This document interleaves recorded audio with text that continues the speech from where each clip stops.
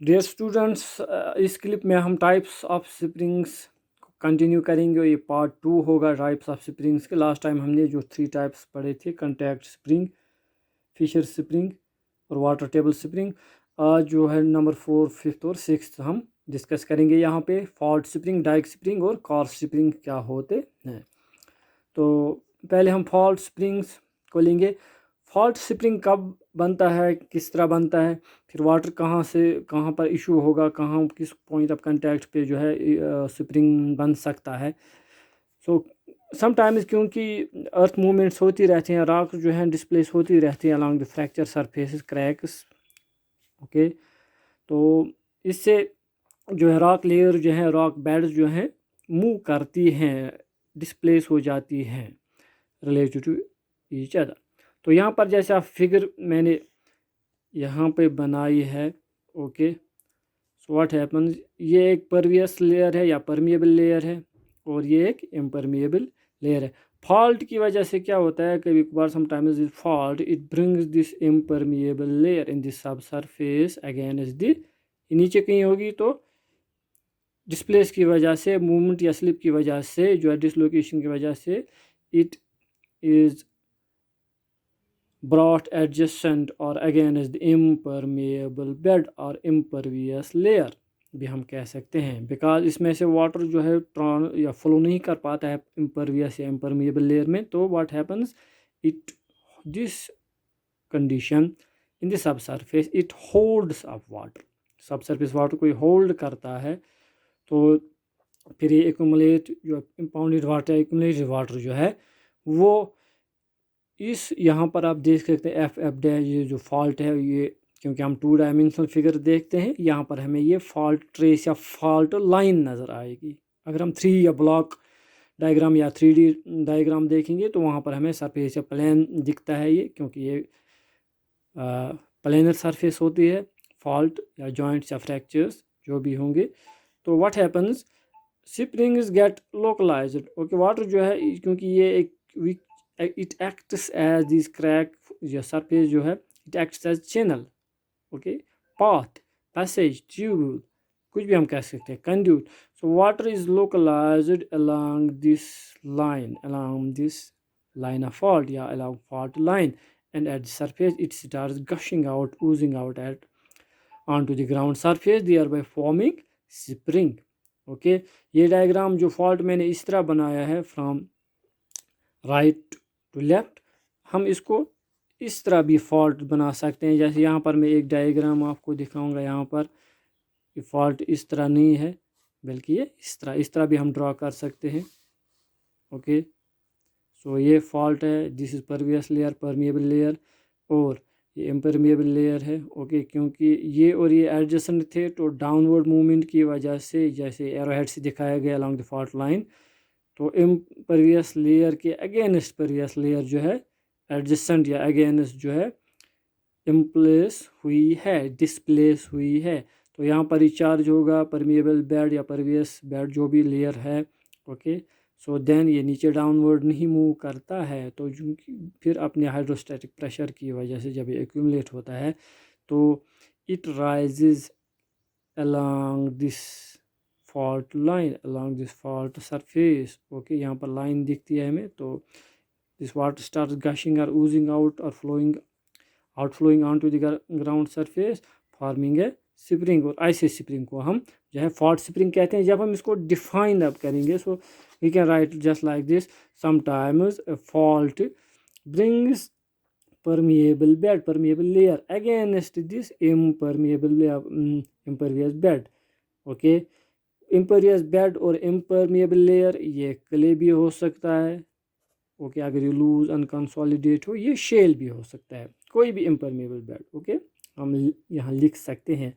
तो because of virtue of its property being impervious, impermeable, okay, it holds up water, stores water, or then springs get localized along the line of the fault, forming fault springs। ये इसकी simple definition. Now number 2 हम Dyke spring देखेंगे। Dykes ये इनका igneous origin होता है, बहुत ही hard और इम्परमिएबल नेचर होता है इनका। तो कभी कभार ये डाइक्स क्या होता है, ये डाइक अगर ये इंक्लाइंड हो और वर्टिकल हो इस तरह, तो हम इसको डाइक कहेंगे। अगर यही along the bedding plane, just like यहाँ पर बेडिंग प्लेन, अगर ये हॉरिजॉन्टल पोजीशन में along the bedding plane sometime in place ये मैग्मा हुआ हो, तो उस वक्त हम इसको सिल कहते हैं। तो कभी कभार ये सिल्स और डाइक्स जो है परमिएबल लेयर जो है, परमिएबल रॉक बेड्स जो हैं, इनके बीच में से इंट्रूड हो जाता है because of its pressure and force and temperature.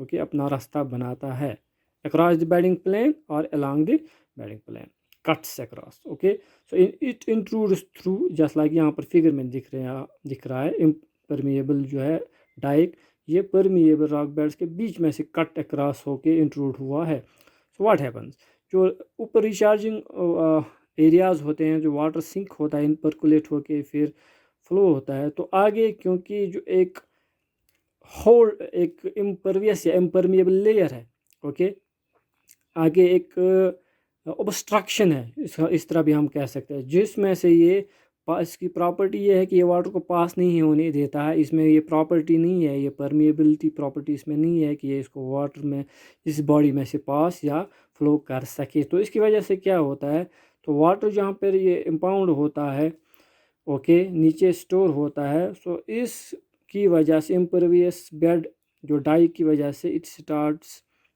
Okay flowing towards the upper surface due to hydrostatic pressure. और ये जो फ्लो करता है क्योंकि ये कंटैक्ट अलोंग जो भी जंक्शन है सरफेस पे जो आउटक्रॉप होगा, ओके, ये वाटर जब सरफेस तक रीच करता है या पहुंच जाता है नियर द सरफेस, ओके, इस डाई की वजह से, so water impounded water by dike it escapes now from weir, यहाँ से नहीं बल्कि जो कंटैक्ट होगा परमियस और इम्परमिएबल बेड के दरमियान जो जंक्शन होगा, इंटरसेक्शन होगा, उस पॉइंट या उस लोकेशन पे जो है water starts escaping along the outcrop junction, जो कि सरफेस पे। वो एक होता है सब क्रॉप जो कि एक्सपोज नहीं होता है, नीचे ग्राउंड में होगा इसका पार्ट, जो इन रॉक बेड्स का पार्ट सरफेस पे एक्सपोज होगा टू आवर व्यू, जो हम देख सकते हैं, उसको आउट क्रॉप कहते हैं, जो कि बाहर सरफेस पे होता है। So along the outcrop of the junction of permeable and impermeable dyke, so water starts issuing out, gushing out, spurts forth, oozes out and forms a spring. Such springs are known as dike springs। okay, dike जो vertical भी होगी inclined भी होगी, इसलिए इसको ऐसे springs को हम डाइक स्प्रिंग्स कहते हैं। और साउथ इंडिया में ऐसे स्प्रिंग्स जो हैं पेनिनसुलर इंडिया में बहुत पाए जाते हैं। तो जब हम इसको डिफाइन करेंगे या इसकी डेफिनेशन लिखेंगे, सिंपली वायर अ डाइक और अ सिल of impermeable rock is intruded through permeable rocks, it causes the water table to reach the surface. So water impounded by this dike escapes along the outcrop of the junction and issues as a spring। ये इसकी definition है। So then number third last one, karst springs। last time भी मैंने आपको बताया था कि ये लाइम जो karst springs होते हैं, जो भी स्प्रिंग्स लाइमस्टोन रॉक्स में बनते हैं, जिस रीजन में या एरिया में लाइमस्टोन रॉक्स होंगी, जिसकी कंपोजिशन जो है CaCO3 होता है, कैल्शियम कार्बोनेट, और इस मिनरल को हम कैल्साइट कहते हैं। ये रॉक जो है लाइमस्टोन डोमिनेंटली इसी कंपोजिशन से बनी होती है, इसकी केमिकल कंपोजिशन जो है। और जब हम इसको मैप पे सिंबॉलिकली रिप्रेजेंट करते हैं, just like this brick work, okay, नीचे कोई इम्परमिएबल इग्नियस मेटामॉर्फिक रॉक होगी और इम्परमिएबल रॉक, ओके, ऊपर लाइमस्टोन, इस पे बेड्स होंगे, लाइमस्टोन आउटक्रॉप्स होंगी। तो फिर क्या होगा, क्योंकि वाटर जब सरफेस पे इन्फिल्ट्रेट होता है फिर परकुलेट होता है, क्योंकि वाटर में एक स्ट्रॉन्ग सॉल्वेंट एक्शन होता है, तो कार्बोनेशन हो जाती है, यहाँ पे कार्बोनेशन डिसोल्यूशन प्रोसेस स्टार्ट होगी। तो अलॉन्ग these bedding planes या across bedding contacts of these bedding planes, these are bedding plane means जो सरफेस या सतह या प्लेन दो बेड्स के दरमियान जो इंटरफेस, इंटरलेयर या कंटेक्ट या बाउंड्री है, जैसे लाइंस हॉरिजॉन्टल लाइंस मैंने दिखाई हैं, इनको हम बेडिंग प्लेन कहते हैं। और ये क्योंकि कंटेक्ट इसके अलॉन्ग जो या सुनो बाइंडिंग ये डिफरेंट रॉक लेयर्स होती हैं, तो ये प्लेन या ये सरफेस, ये कंटेक्ट जो है, ये थोड़ा वीक लोकेशंस होते हैं, वीक प्लेन्स होते हैं, इसके अलॉन्ग जो है इजीली डिसोल्यूशन हो जाती है। तो water starts slowly gradually dissolving along the bedding planes. forming smaller tubules, horizontal, vertical. Okay, then caves भी बनते हैं, या आप आगे पढ़ेंगे geological action of ground water में. तो then flowing in the subsurface, ultimately जो ग्राउंड वाटर है वो कहीं पर अगर जहाँ पर कांटेक्ट होगा इम्परमिएबल या इम्परवियस बेड और लाइमस्टोन के दरमियान, वहाँ वाटर जो है ग्राउंड सरफेस पे जो है इशूइंग स्टार्ट होता है या एक्सपोज आउटफ्लो करता है. Okay, it starts Ojing, it starts gushing, it starts outflowing along the contact in the subsurface in the low lying areas forming springs. Sometimes इसको ट्यूबुलर स्प्रिंग भी कहते हैं, क्योंकि छोटे छोटे चैनल्स होते हैं, ट्यूब्स होते हैं, इसलिए इसको ट्यूबुलर स्प्रिंग कहते हैं. So card spring, tubular spring, they are formed in particularly in only in the rock, in the terrain, in the area which is having limestone as the rocks. Okay, so जो भी bedding planes होंगे या cracks, fracture, joints अगर rock में होंगे तो उसके along जो इजीली वाटर फ्लो करता है, एब्जॉर्ब करता है, तो उसके अलॉन्ग जो है डिसोल्यूशन, केमिकल डिसोल्यूशन के डिकम्पोजिशन भी इजीली हो जाता है या जल्दी जल्दी स्टार्ट हो जाता है. सो वाटर जब इन जॉइंट्स, बेडिंग प्लेन्स के अलॉन्ग इंटर होता है लाइमस्टोन में, तो ये छोटे छोटे जॉइंट्स, क्रैक्स जो हैं ये बढ़ जाते हैं डिसोल्यूशन या सोल्यूशन एक्शन की वजह से, जिसमें फिर अंडरग्राउंड चैनल्स केव्स बनते हैं down to the impervious base of this formation. यहाँ पे there were forming springs along the slope, along the foothill, anywhere where water finds this channel or passage towards the surface. Okay, so these are about the types of springs. ये types of springs जो है इस तरह से ये topic ख़त्म होता है. तो नेक्स्ट में हम देखेंगे geological action of ground water और बाकी जो भी टॉपिक्स रह जाते हैं. सो